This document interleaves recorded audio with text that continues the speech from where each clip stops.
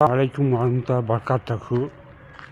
அன்புக்குரிய சகோதர சகோதரிகளே, என்னை படைத்த இறைவனுக்கும் என்னை வாழ வைத்த உங்களுக்கும் முதல்கண் சிராத்தை தொடங்கி இன்று நடைபெற்ற துக்கமான செய்தியை உங்களுடன் பகிர்ந்து கொள்கிறேன்.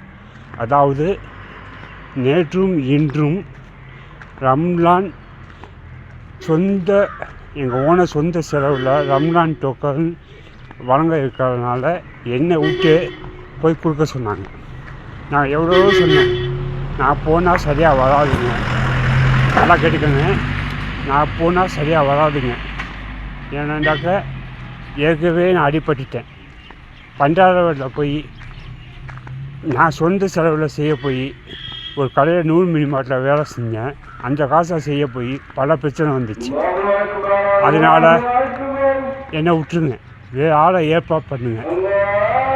இல்லை, எவ்வளோ சொன்னாங்க, நீங்கள் தான் செய்யணும், உங்கள் மேலே தான் எனக்கு ரொம்ப நம்பிக்கை இருக்குது. அதனால் கடந்த வெள்ளிக்கிழமை கோவிந்தகுடி பெரிய பள்ளிவாசலில் போய் அனுமதி கேட்டேன். இந்த மாதிரி எங்கள் ஓனர் செய்கிறாங்க, அதுக்கு அனுமதி கொடுங்க, பள்ளிவாச ஜும்மாவில் சொல்லுங்கன்னு சொன்னாங்க. அவங்களும் சொன்னாங்க. அவங்க சொன்னாங்க, பள்ளிவாசலுக்கு யாருமே வரல. காலையிலேருந்து நான் உட்காந்துருந்தேன், 6 மணிலேருந்து பள்ளிவாசலுக்கு யாருமே வரல. ஆனால் யாருமே வராங்க, சரி வீட்டில் போய் பார்ப்போம்.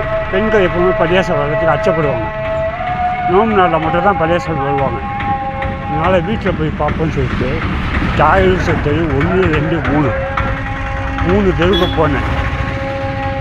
3 தெருவுக்கு போனதும் நல்ல மரியாதை கொடுத்தாங்க. எல்லா வீட்லேயும் நல்லா மதித்தாங்க. ஆனால் அங்கே இருக்கிற 2 பேர் மட்டும், எப்படி நீ இங்கே வரலாம், பள்ளிவாசலில் தான் நீ இருக்க சொல்லணும், எப்படி நீ இங்கே வரலாம் அப்படின்னு கேட்டாங்க. அதுக்கு நான் சொன்னேன், பள்ளிவாசலில் யாரும் வரல, 10 மணி வரைக்கும் பார்த்தேன், 11 மணி வரைக்கும் பார்த்தேன், யாரும் வரல. அதனால் நான் போய் மக்களை சந்தித்து இந்த மாதிரி டோக்கன் கொடுத்து அவர் பேரை பதிவு பண்ணிக்கணும்னு சொல்லிட்டு ரேஷன் கார்டு ஜெராக்ஸும் ஃபோன் நம்பரும் கேட்கணும். நல்லா கேட்டுக்கோங்க, இதில் ஏதாவது தப்பாக இருந்தால் என்னை மன்னிக்கணும். ரேஷன் கார்டு ஜெராக்ஸும் ஃபோன் நம்பரும் கேட்டோம். அத்தனை பேரும் கொடுத்தாங்க. கொடுத்து போட்டு இன்றைக்கி நான் என்ன பண்ணிட்டேன்னாக்கா, கன்னியா பொண்ணுங்களுக்கு எங்கள் ஓனர் வருஷத்துக்கு 500 ரூபா பெண்ணா காசு போடுறேன்னு இருக்காங்க. அதுக்காக விண்ணப்பம் கொடுத்தோம். அந்த விண்ணப்பத்தை ஃபில்லப் பண்ணி அனுப்ப வேண்டியதானே, இல்லை முடியாதுன்னு சொல்லி எங்கள்கிட்ட கொடுத்துருக்க வேண்டியதானே.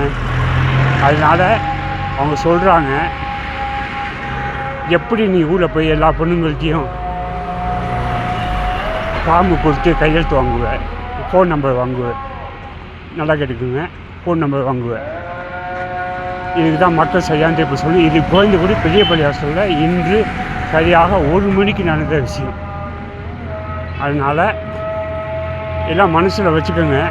இதெல்லாம் நான் பழி வாங்கிறது சொல்ல, என் மனசில் பட்டதை சொல்ல.